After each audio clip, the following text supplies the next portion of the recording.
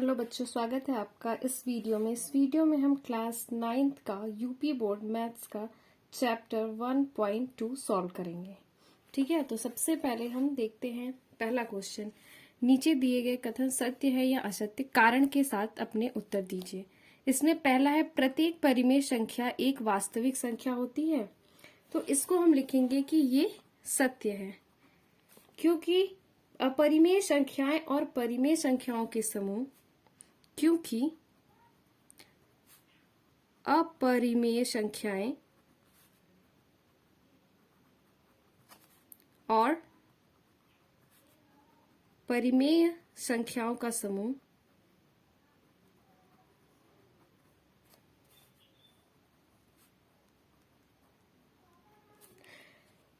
समूहों को मिलाने से बना समूह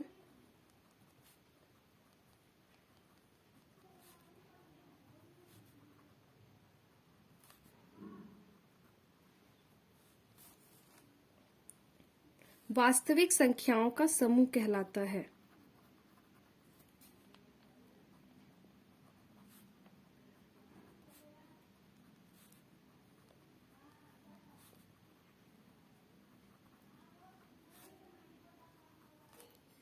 ठीक है, तो इसमें पूछा था कि प्रत्येक अपरिमेय संख्या एक वास्तविक संख्या होती है, तो इसको हम बोलेंगे कि ये सत्य है, क्योंकि अपरिमेय संख्याएं और परिमेय संख्याओं का समूह को मिलाने से बना जो समूह है वही तो वास्तविक संख्याओं का समूह कहलाता है। ठीक है, तो पहला हमारा क्या होगा, सत्य। दूसरा है संख्या रेखा का प्रत्येक बिंदु √m के रूप का होता है, जहां m एक प्राकृतिक संख्या है। तो ठीक है, ये क्या होगा, ये असत्य होगा, क्योंकि संख्या रेखा पर ऋणात्मक संख्याएं भी होती हैं, जबकि √m क्या होता है, सदैव धनात्मक होता है। तो इसको हम लिख देंगे कि ये असत्य है, क्योंकि संख्या रेखा पर ऋणात्मक संख्याएं भी होती हैं।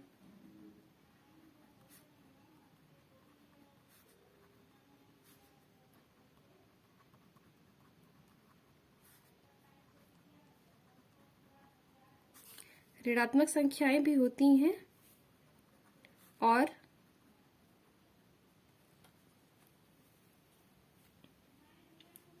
हमारा जो √m है, जबकि √m सदैव धनात्मक होगा।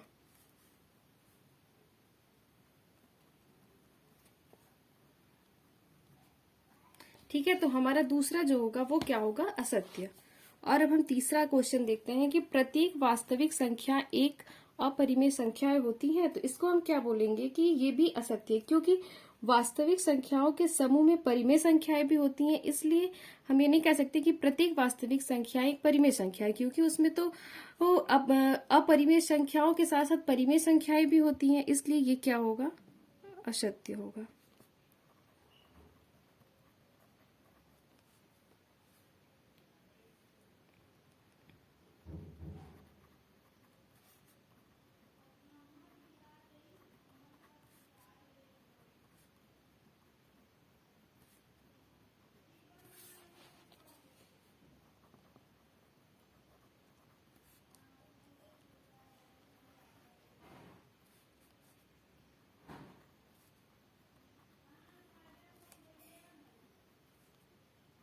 ठीक है, तो हमारा क्या होगा, तीसरा असत्य होगा, क्योंकि वास्तविक संख्याओं के समूह में परिमेय संख्याएं और अपरिमेय संख्याएं दोनों ही होती हैं।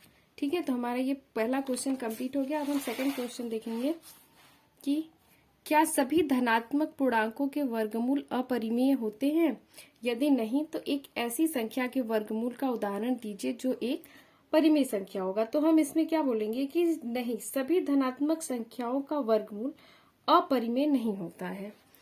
जैसे में भी हम आपको एग्जांपल लेके यहाँ पे लिखेंगे। सबसे पहले हम लिखेंगे कि नहीं, सभी धनात्मक संख्याओं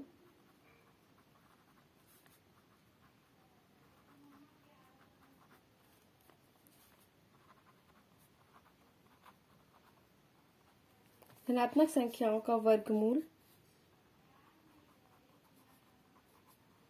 अपरिमेय नहीं होता।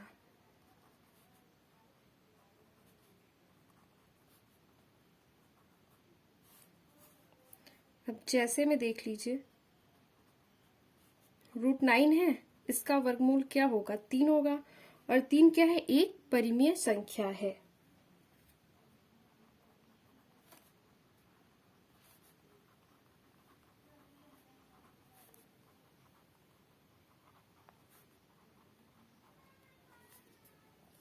तो हमारा दूसरा क्वेश्चन भी कंप्लीट हो गया। अब हम तीसरा क्वेश्चन देखते हैं। इसमें लिखा हुआ है कि दिखाइए कि संख्या रेखा पर √5 को किस प्रकार निरूपित किया जाता है। तो सबसे पहले हम जानते हैं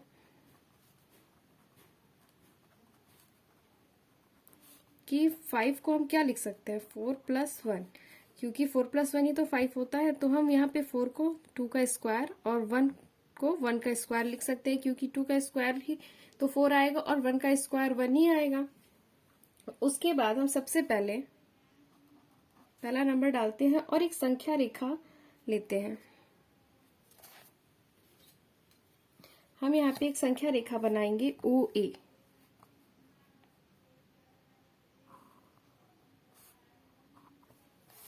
ये हमारा क्या हो गया? O, और यहाँ पे हमारा हो गया A। इसके आगे और भी लाइन है। हम एक संख्या रेखा पर OA लेते हैं जो ये 2 मात्रक होगा, और यहाँ पे हमारा 1 होगा और यहाँ पे हमारा 2 होगा। और हम यहाँ लिखेंगे कि संख्या रेखा पर OA 2 मात्रक लेते हैं।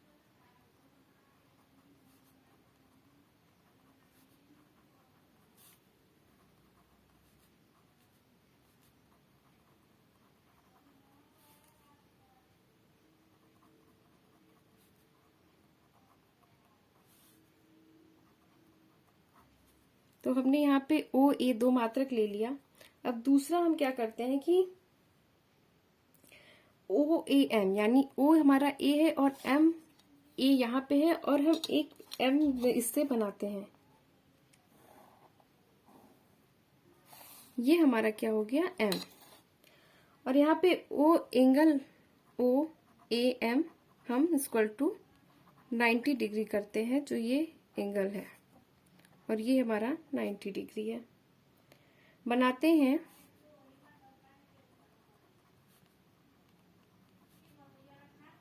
तथा AB मात्रक 1 काटते हैं।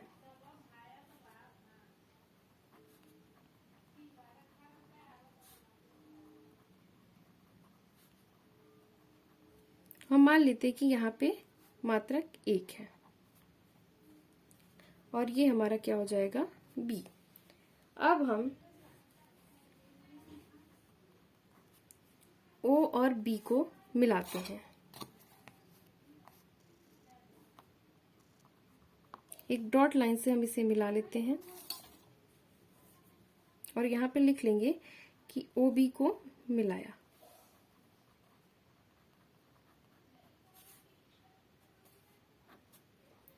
फिर उसके बाद हमारा चौथा पॉइंट होगा, O को हम केंद्रक मान लेते हैं और OB हमारी त्रिज्या हो जाती है। मान लेते हैं कि ये हमारा O जो है वो केंद्रक है और OB हमारी त्रिज्या है। तो हम यहाँ पे लिख लेंगे कि O को केंद्र लेकर OB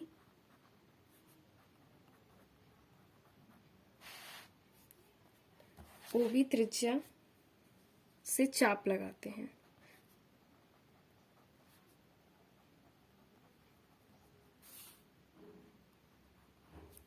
तो हम यहाँ OB त्रिज्या से एक चाप लगा लेंगे। तो हम इसको यहाँ पे रखेंगे O पे, और B का एक इतना नाप ले लेंगे, और यहाँ से हम एक चाप लगा लेंगे यहाँ।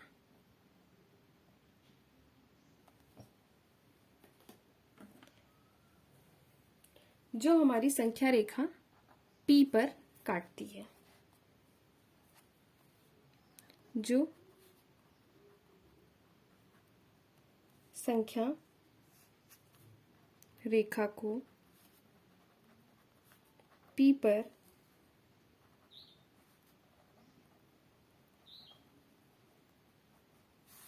काटती है।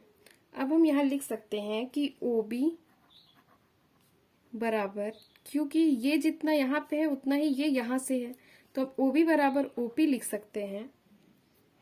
और OB बराबर OP हमारा आएगा क्या, √5 मात्रक। क्योंकि जब ये 2 मात्रक है तो ये 2 का स्क्वायर और ये 1 है तो 1 का स्क्वायर, 2 का स्क्वायर और 1 का स्क्वायर, यहाँ पे आ जाएगा हमारा √5। तो हम यहाँ पे आगे लिखेंगे कि बिंदु P संख्या रेखा पर √5 को प्रदर्शित करता है।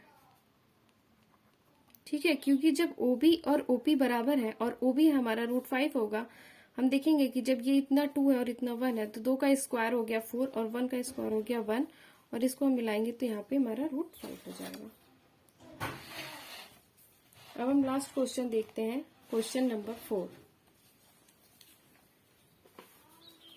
क्वेश्चन नंबर 4 में लिखा है कि कक्षा के लिए क्रियाकलाप वर्गमूल सर्पिल की रचना।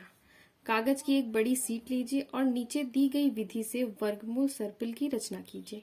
सबसे पहले एक बिंदु O लीजिए और एक लंबाई का रेखाखंड OP1 खींचिए। यहाँ पे क्वेश्चन में ये एक फिगर बना भी हुआ है कि यहाँ पे हम सबसे पहले बिंदु O लेंगे और OP1 का एक रेखाखंड खींचेंगे। एक लंबाई वाले OP1 पर लंब रेखा P1 P2 लीजिए। अब हमारा यहाँ से हम P1 और यहाँ से हम P1 और P2 लेंगे। देखिए चित्र 1, इस चित्र में देख के ही इसमें लिखा हुआ है कि एक बिंदु O लिया, फिर वहां से एक लंबाई का OP1 खींचा और अब P1 से एक लंब रेखा P2 खींचा है। अब OP2 पर लंब रेखा खंड P2 P3 खींचिए। अब यहाँ से P2 और P3 खींचा गया है। तब OP3 पर लंब रेखा P3 P4 खींचिए, फिर यहाँ पे से P3 से P4 भी खींचा गया आगे। इस प्रक्रिया को जारी रखते हुए OPN-1 पर एकक लंबाई वाला लंब रेखाखंड खींचकर आप रेखाखंड PN-1 PN प्राप्त कर सकते हैं। इस प्रकार आप बिंदु O P1 P2 P3 dot dot PN dot dot प्राप्त कर लेंगे और इन्हें मिलाकर √2 √3 √4 डॉट डॉट को दर्शाने वाला एक सुंदर सर्पिल प्राप्त कर लेंगे। ठीक है, तो सबसे पहले इस क्वेश्चन में जिस तरीके से लिखा हुआ है हम एक एक लाइन लिखते चलेंगे और उसको उसका सर्पिल फिगर बनाते चलेंगे। सबसे पहले कागज की एक बड़ी सीट लेंगे, तो यहाँ पे हम लिखेंगे कि कागज की एक बड़ी सीट लीजिए।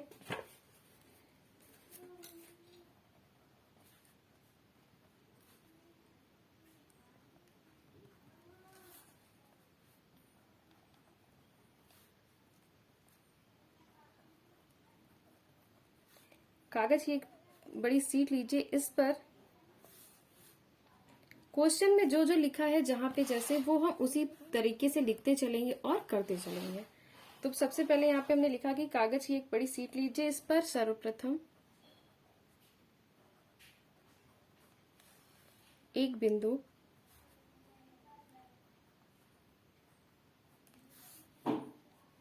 O लेंगे।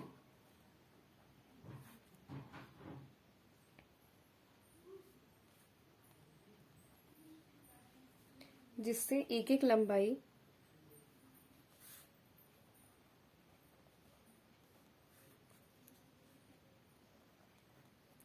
का रेखाखंड OP1 खींचेंगे। तो सबसे पहले हम कागज की एक बड़ी सीट लेंगे और उस पर एक एक लंबाई का OP1 रेखाखंड खींचेंगे।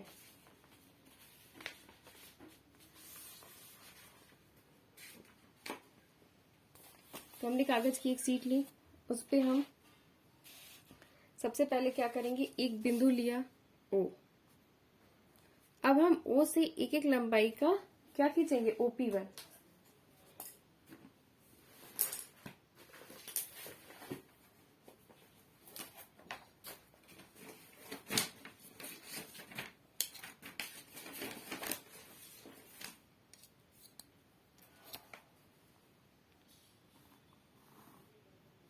यहाँ पे हमने OP1 एक एक लंबाई का खींच लिया।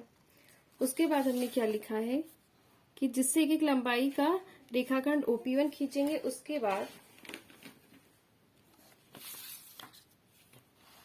अब बिंदु P1 पर लंब एक एक लंबाई का रेखाखंड, अब बिंदु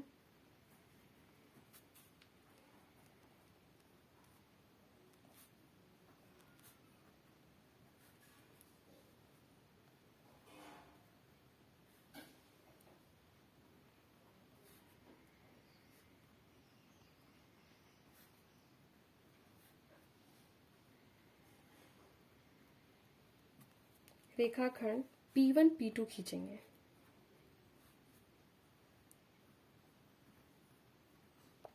क्योंकि इस क्वेश्चन में देखिए लिखा हुआ था कि सबसे पहले OP1 खींचेंगे, फिर एक एक लंबाई वाले OP1 पर लंब रेखाखंड P1 P2 खींचेंगे। अब हम इसे लंब रेखाखंड P1 से P2 खींचेंगे,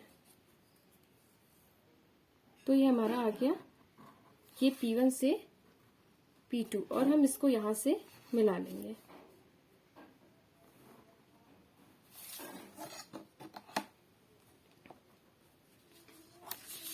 अब फिर आगे क्वेश्चन में क्या लिखा है कि अब OP2 पर लंब रेखा P2 P3 खींचेंगे। तो फिर आगे हम लिखेंगे कि और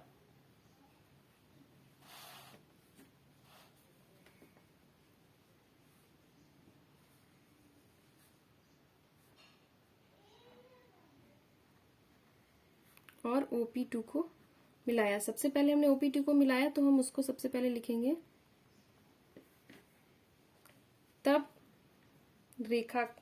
तब OP2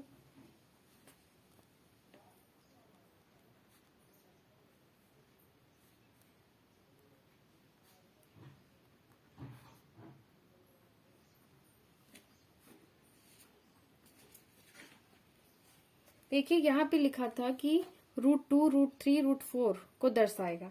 तो सबसे पहले हम यहाँ पे लिखेंगे, इस रेखाखंड पे लिखेंगे कि जब हमने P1 से P2 खींचा, तो अब ये जो हमारा है ये हमारे √2 को दर्शाता है, और ये एंगल हमारा होगा 90 डिग्री। उसके बाद आगे क्वेश्चन में लिखा है कि अब OP2 पर लंब रेखाखंड P2 P3 खींचिए। तो आगे अब हम इसी प्रकार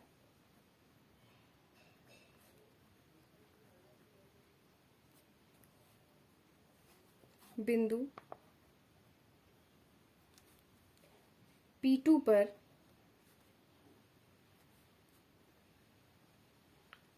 एक एक लंबाई का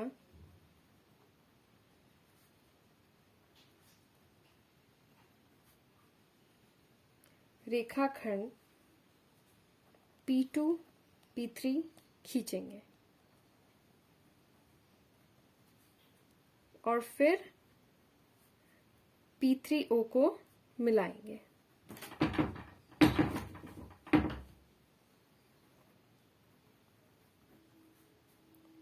जो √3 को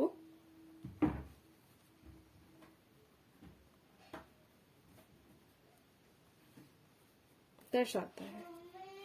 ठीक है, सबसे पहले यहाँ पे √2, √3, √4 दिया था, तो हम सबसे पहले हमारा एक लंबाई का रेखाखंड √2 खींचा। तो अब यहाँ पे हम इसको P2 से P3 रेखाखंड लेके जाएंगे। तो इसके आगे अब यहाँ पे हमारा P3 जाएगा। यहाँ पे हमने लिखा था कि P2 से P3 खींचेंगे, और हम O और P3 को मिला देंगे। अब हमारा इसमें दिया हुआ था कि √2, √3, √4 आगे। तो यहाँ पे हमारा जब पहला P2 हमारा √2 है, तो यहाँ पे हमारा ये हो जाएगा √3, और एंगल हमारा क्या हो जाएगा 90 डिग्री। तो हमारा एक और रेखाखंड यहाँ पे मिल गया हमें। फिर इसी प्रकार अब P3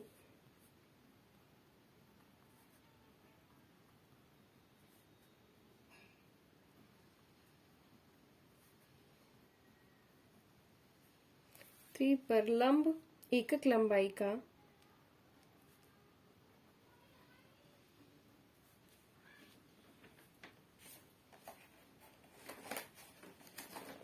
रेखाखंड P3 P4 खींचेंगे।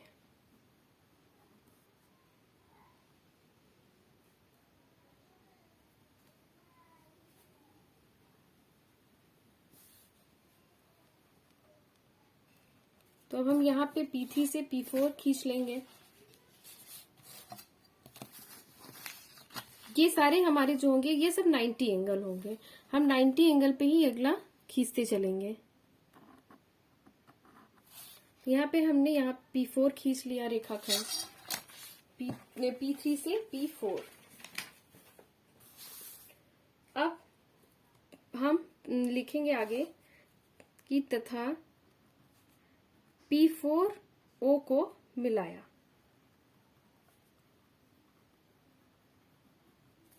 तो अब हम P4 को O से मिला देंगे और ये हमारा एंगल होगा 90 डिग्री। और यहाँ पे हमारा √2 था, फिर √3 और अब हमारा यहाँ पे क्या होगा √4। और हम इसको यहाँ पे लिख लेंगे कि जो कि √4 को दर्शाता है। इस प्रकार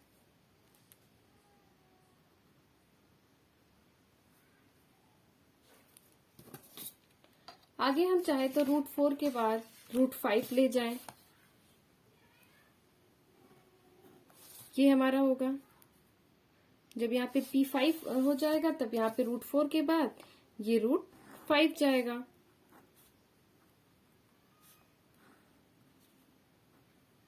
और यहाँ पे 90 डिग्री। ये इसी प्रकार हम आगे तक इसको करते चलेंगे। ठीक है, तो ये हमारा एक देखिए सुंदर सर्पिल बन रहा है। और यही हमें हमारे क्वेश्चन में लिखा हुआ था कि हमें इसी प्रकार दर्शाते हुए √2 √3 √4 और डॉट डॉट आगे को दर्शाने वाला एक सुंदर सर्पिल प्राप्त कर लेंगे, जो कि हमने यहाँ पे एक सुंदर सर्पिल बना लिया है। √2 √3 √4 √5 और इसी प्रकार आगे भी ये बनता जाएगा। तो हम इसको फिर लिख देंगे कि इस प्रकार के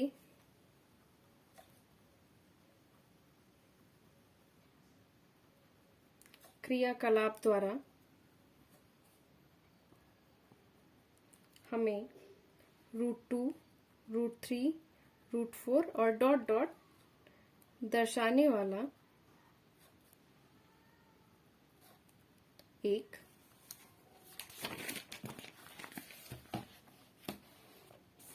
वर्गमूल सर्पिल